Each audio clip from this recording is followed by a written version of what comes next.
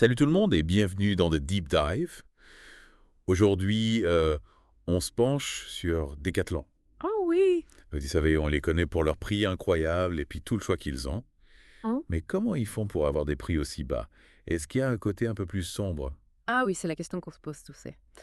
Et pour ce deep dive, on va se baser sur une enquête du site Atlet. Expliqué. Oui. Et ça met en lumière des choses assez troublantes. Exactement. Decathlon, c'est énorme, 1700 magasins et 100 000 employés. Ouais. Mais en même temps, on entend des histoires d'exploitation au Bangladesh. Hmm. C'est ça qui rend notre exploration encore plus intéressante. Tout à fait, on va décortiquer comment ils fonctionnent leur impact social. Oui. Et puis réfléchir à nos choix en tant que consommateurs face à ces informations. D'accord. Et pour commencer, je pense qu'il faut rappeler la taille de Decathlon. Oui. C'est vraiment une machine de guerre présente partout. D'accord. Leur modèle de vente direct sans intermédiaire, c'est une des clés de leur prix bas, jusqu'à 30% moins cher que la concurrence. Oui, c'est un élément clé. En supprimant les intermédiaires, Decathlon contrôle toute sa chaîne de production. De la conception à la distribution, ça leur permet de maximiser leurs marges tout en proposant des prix attractifs. Ok. Et quand on parle de prix bas, on ne rigole pas. L'article cite des exemples des sacs à dos à 4 euros, des chaussures de rando à 15 euros, des t-shirts à 5 euros. Ouais. C'est presque difficile à croire, Roberto. Oh, ces prix défient toute concurrence. Mais c'est là que les choses se compliquent pour atteindre ces prix. Decathlon a recours à une production de masse en Asie, notamment au Bangladesh, un pays connu pour ses bas salaires. Et l'article ne mâche pas ses mots sur les conditions de travail dans ces usines. Non. On parle de journées de 10 à 12 heures, 7 jours, sur 7 heures supplémentaires non payées et même de corruption. Le tableau est assez sombre. Effectivement, c'est une réalité difficile à ignorer. Les salaires au Bangladesh sont dérisoires autour de 30 euros par mois. Oui, Contre 150 à 200 en Chine, ça nous permet de comprendre comment Decathlon arrive à maintenir des prix aussi bas. c'est là que le dilemme se pose. On est séduit par les prix, Oui. mais à quel prix humain? Est-ce qu'on ferme les yeux sur les conditions de travail? C'est la question centrale. Decathlon se défend en disant qu'ils font des audits réguliers dans les usines Oui. et qu'ils participent à des programmes d'assurance pour les travailleurs au Bangladesh. Ils insistent aussi sur leurs efforts pour le développement durable, Oui. des objectifs ambitieux pour réduire leur empreinte carbone, la promotion d'une économie circulaire. Oui, c'est important dans leur communication. Mais est-ce que ça suffit pour compenser les problèmes dans leur chaîne d'approvisionnement? C'est un débat complexe. Et nous, en tant que consommateurs, on entre en jeu, Hmm?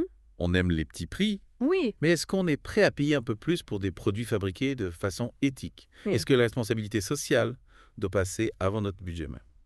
C'est une question à laquelle chacun doit répondre. Il n'y a pas de bonne ou de mauvaise réponse. Mais il est important d'être conscient de l'envers du décor et de faire des choix éclairés. Absolument, on ne peut pas ignorer l'impact de nos achats sur la vie des travailleurs. Non. Surtout que Decathlon a vraiment une stratégie pour minimiser ses coûts production de masse commande et normes design, simplifier des produits. Personnel réduit en magasin, tout est fait pour optimiser la rentabilité. C'est efficace. On ne peut pas le nier.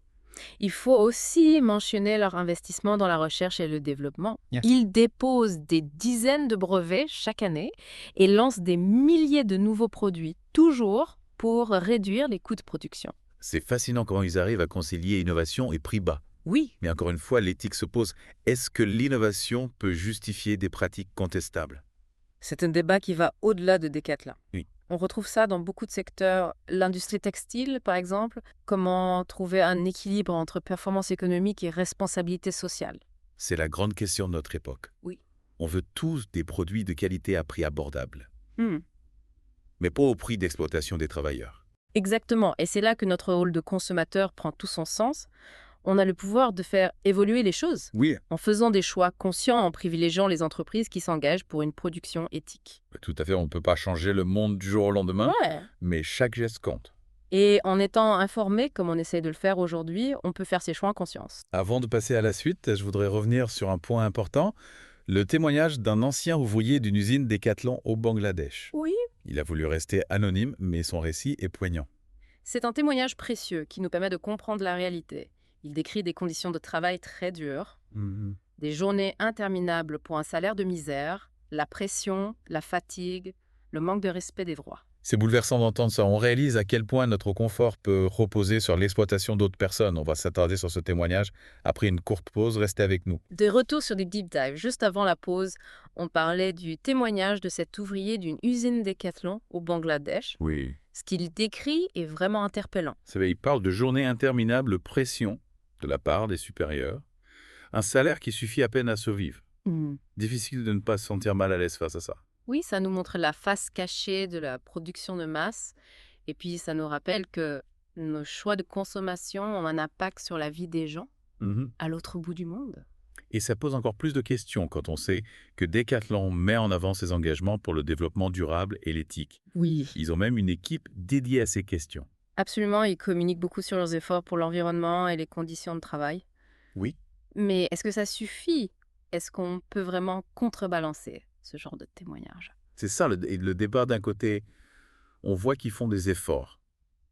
De l'autre, on a ces témoignages qui montrent une réalité différente. C'est complexe. Et puis, ça nous ramène à notre responsabilité en tant que consommateur. Est-ce qu'on est prêt à payer plus cher pour des produits qui garantissent de bonnes conditions de travail? Est-ce qu'on est prêt à choisir des marques plus éthiques? Ce sont des questions difficiles. Oui. Mais on ne peut pas juste accuser les entreprises sans se remettre en question nous-mêmes. Exactement. On a tous un rôle à jouer, boycotter certaines marques, interpeller les entreprises, soutenir des organisations. Il y a plein de choses à faire.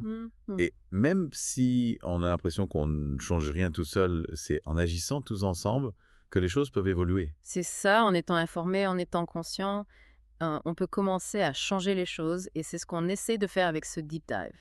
Tout à fait. Et pour continuer, je vous propose de regarder les alternatives à Decathlon. Oui. Est-ce qu'il existe des marques qui proposent des articles de sport abordables et éthiques? Heureusement, oui, il y a de plus en plus d'alternatives qui concilient les deux prix raisonnables et respect des travailleurs. On va vous en présenter quelques-unes après la pause. Restez avec nous et on est de retour pour la dernière partie de notre deep dive sur Decathlon. Après avoir exploré les zones d'ombre, on va regarder des alternatives un peu plus éthiques. Oui, parce qu'il est possible de s'équiper sans pour autant cautionner des pratiques douteuses. Et heureusement, il y a de plus en plus de marques qui mettent l'éthique en avant. Alors, on ne va pas toutes les citer, bien sûr. Non. Mais on a quelques exemples. Oui, on peut commencer par Patagonia, par exemple. Ah oui, Patagonia. C'est une marque emblématique engagée depuis longtemps pour l'environnement et le respect des travailleurs. Leurs produits sont un peu plus chers. C'est vrai, oui. Mais la qualité est là et puis on sait qu'ils sont fabriqués de manière responsable. Et puis, leur politique de transparence, on peut facilement savoir d'où viennent les matières premières. Où sont les usines, les conditions de travail des employés. On a aussi Picture Organic Clothing. Picture Organic Clothing, oui. Oui, ils sont spécialisés dans les vêtements de sport éco-conçus. D'accord. Avec des matériaux recyclés biosourcés. Et leur design est vraiment sympa. Oui, ils montrent qu'on peut allier style et respect de l'environnement. Sans faire de compromis? Sans compromis, on peut parler de Veja aussi. Ah oui, Veja les baskets. Oui, la marque française de baskets, c'est co-responsable.